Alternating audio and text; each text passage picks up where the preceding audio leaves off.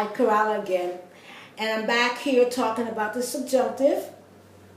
And we're going to continue talking about it, but now I'm going to talk more than anything. Although I will talk about meaning, but I'm talking about structure. How do you construct the subjunctive in Spanish so that it's recognizable? Because in Spanish it is marked, it's recognizable. Where in English it's not. I guess the closest would be, and this is not the type of subjunctive that I'm teaching you, you know, if I had $5, if I were happy, if I had gone to the store. All of that is a subjunctive, but it sounds and it looks like the past tense, depending on the past. The preterite past or simple past, some people call it simple past, and I would have, that would be sort of like the past perfect. So it's not marked. In Spanish it's marked. Right? Now the first thing you have to do when you're looking at the subjunctive in Spanish is know whether the verb is regular or irregular. Because if it's regular, obviously regular, regla, means that there's a rule I can give you. And all you have to do is know if the verb is regular or irregular. If the verb is regular, all you do is follow that rule, even if you've never seen the verb before, even if you don't know what the verb is. If it's irregular, well, that's a different story. That means memorization. And as you probably know, because why not, right? There's a lot of irregular verbs in the subjunctive. And as you probably know, let me think. Now the verb estar is not irregular in the subjunctive, but of course the verb ser is. The verb ir is. The verb dar is. Well, not really. Not really. Not really. It looks irregular, but not really. The verb escribir is regular in the subjunctive. The verb decir, which means to say or to tell, you know that's irregular in the subjunctive. So a lot of the most important verbs, but some of the important verbs are regular, but a lot of the important verbs are irregular in the subjunctive.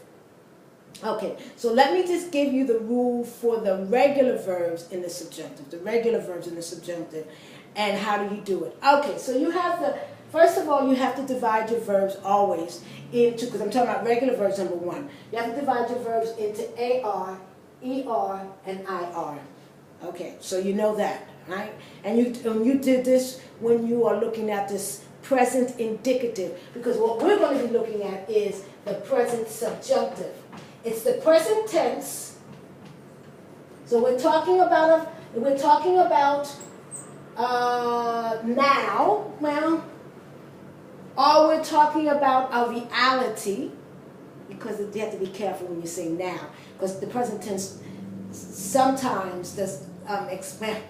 We're talking about a reality, okay, or a fact, okay, but not necessarily now.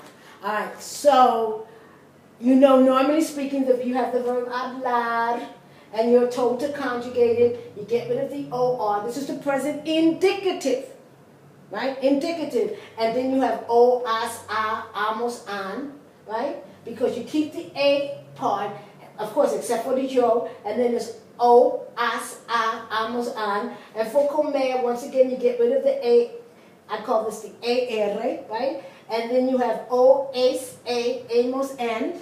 Or you get rid of the ER in vivir, and then you have o, es, a, emos, an.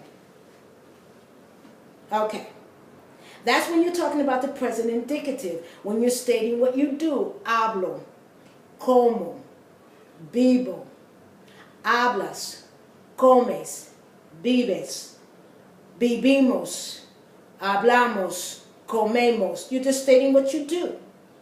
But how about if I don't want to only state what I do, but I want to stay, I am talking about my desire for what I want you to do. So, quiero que, I want you to talk. I want you to eat.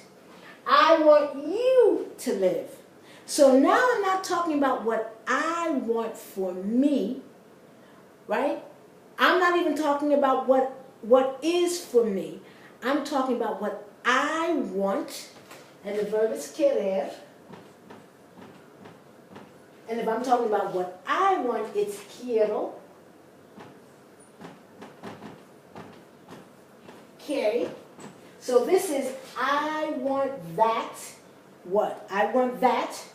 You talk. So I want you to talk. I want you to eat. I want you to live. That action that I want from you, or him, or her, from anybody who's not the subject of the first part of the sentence, is in the subjunctive. So, here it is, subjuntivo. So here it is. In the subjunctive, instead of o, as, a, hemos, an, it's yo hable, tú hables, él, ella, usted hable, nosotros hablemos, y ellos, ellas y ustedes hablen. You see how you can note it? Because the endings change. And the minute an ending change in Spanish, even though a Spanish speaker might not be consciously aware, they know instantly something is different. It's different. Something is different. And that difference means you're thinking differently. Now, you don't always know this consciously because we do these things and we don't recognize it consciously because it's our language. So you don't really have to do it. You know what it is without thinking about, wait a minute, let me think about this. Remember, Freud says that the majority of our life, right, we have consciousness, right? You have the iceberg, right? And only this part is conscious. All of this is unconscious. This is what we do and we don't even realize we're doing it, right? Right? So the minute the endings change, it triggers to a Spanish speaker something is different without them really knowing it. That's why kids can speak Spanish as a result of living in a Spanish-speaking environment and speak it well. Can't read it maybe, can't write it maybe, but speak it well. But then I'll say, well, what tense is this? What mood is this? And they have no idea, but they can speak it well. No accent, anything. They sound like a native speaker. Okay. Now, let's say, so quiero que hable, hables, hable, hablemos, hablen. So I want you to talk.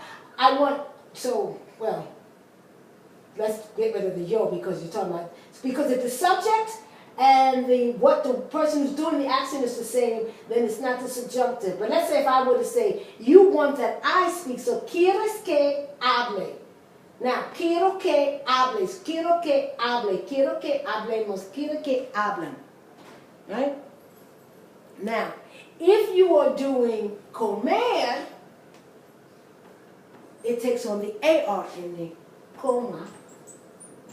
And so does vivir, viva. Tú, so let me just do two, I don't have to write two down. Comas, or vivas. Él, ella, usted, coma, or viva. Nosotros, comamos, or vivamos. Y ellos, coman, or vivan.